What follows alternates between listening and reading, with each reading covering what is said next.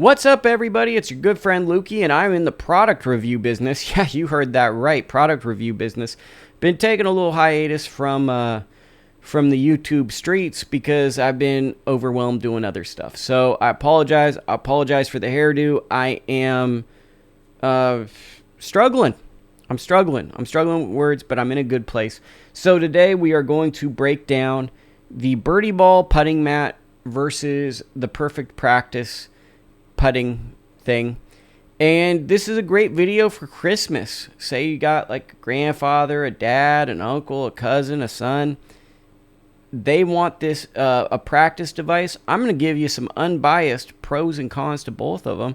I'm going to explain who I feel both devices are for and what type of consumer would best use it. I definitely think there's a use for both, but I definitely also have my preference on which one I prefer more.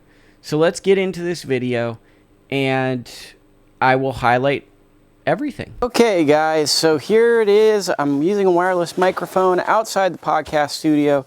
Here we go. So, laying it flat, here is the Birdie Ball. It has probably seen some better days, but that is what it looks like. Okay, as you can see, I bought this before the pandemic. I used it a lot during the pandemic. And now it's at the podcast studio, just outside the podcast studio. Fantastic. The pros of this, even though you can see it's a little worn down, though not Birdie Ball's fault.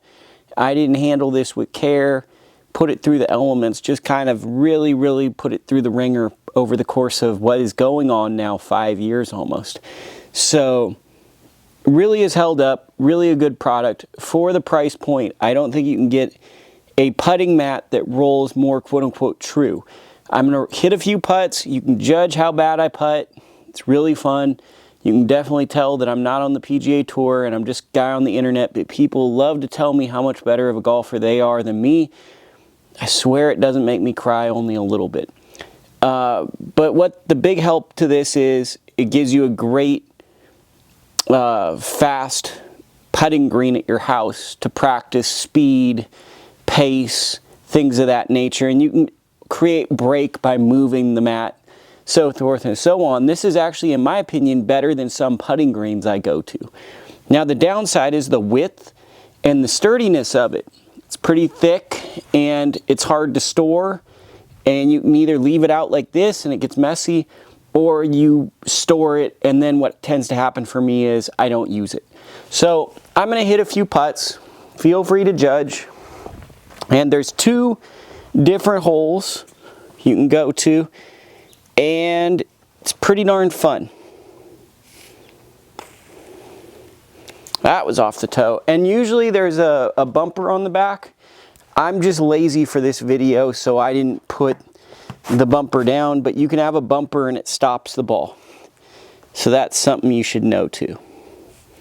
But really good. Hey, mini golf. So it comes with this, like these little things, and it's about, if you can see, that's the thickness, and then it rolls up, and you can either cut these in or you can have them cut it in. Really a good product. The only downside to me is the width, storage space, and if you store it, will you use it? The first 2 years I had it, storing it, using it, no issue. Third year I had it, started to become an issue. The fourth year I had it, totally was an issue.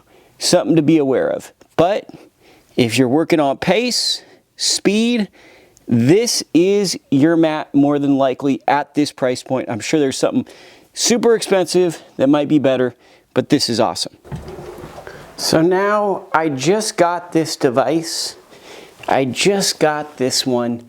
It's basically sitting in my bedroom. I left the podcast studio to go to my house, kind of filming this secretively so you don't get to know too much about my life because I'm private.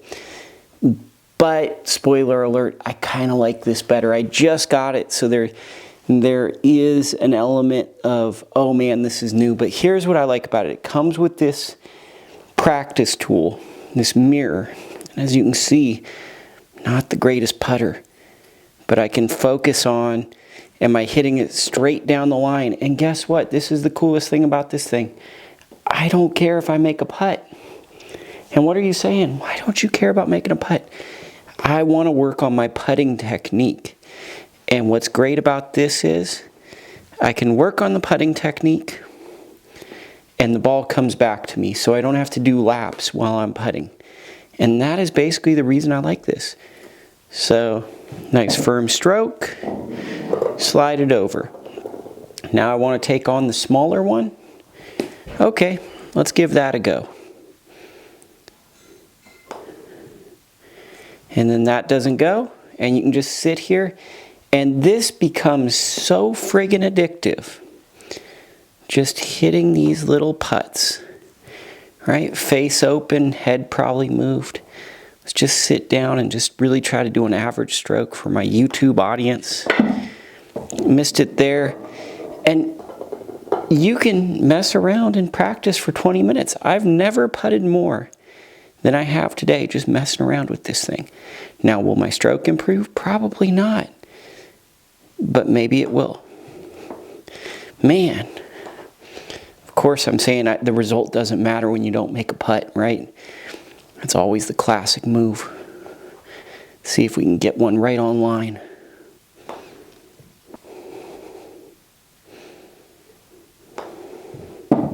But this is a fantastic device just because of the repetitions.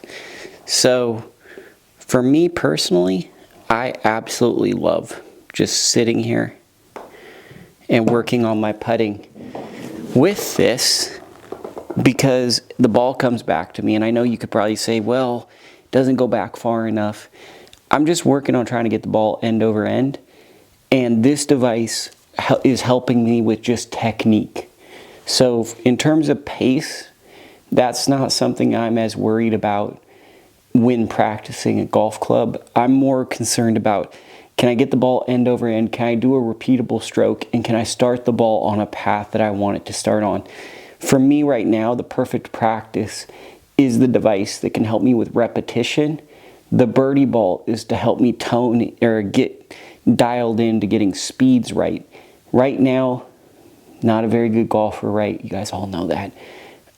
It's about repetitions. It's about getting those reps in and trying to get repeatable motions. So for me personally, if you're going into the holiday season, if this is on sale, this is a pretty good present for your loved one. So one other thing I want to mention about the perfect practice is the width is a lot smaller. Yes, it takes up space. Yes, it's not the easiest to put away, but it's a lot easier to put away than the Birdie Ball. Almost fell right there. You can fold it up, put it away off to the side. The Birdie Ball is a thing that is going to be the Birdie Ball section. This might just sit in my bedroom and I might end up putting 150 times on 4-footers a day just because it gets friggin' addictive and it's so fun and I really enjoy it. So I kind of would have liked to have seen a video like this. Maybe you don't like it, maybe you do like it. But if you do like it, let me know. And would you like more of these videos? Because I saw some equipment by Y Golf. They keep popping up on my Instagram spam. Maybe I should get some of those devices and see if they work for an average golfer. I don't know. Let me know. Do you enjoy this? Anyways, for me personally, I think the perfect practice, more practical, might not be as like true or pure, but it helps me with my technique. Let me know what you think in the comments.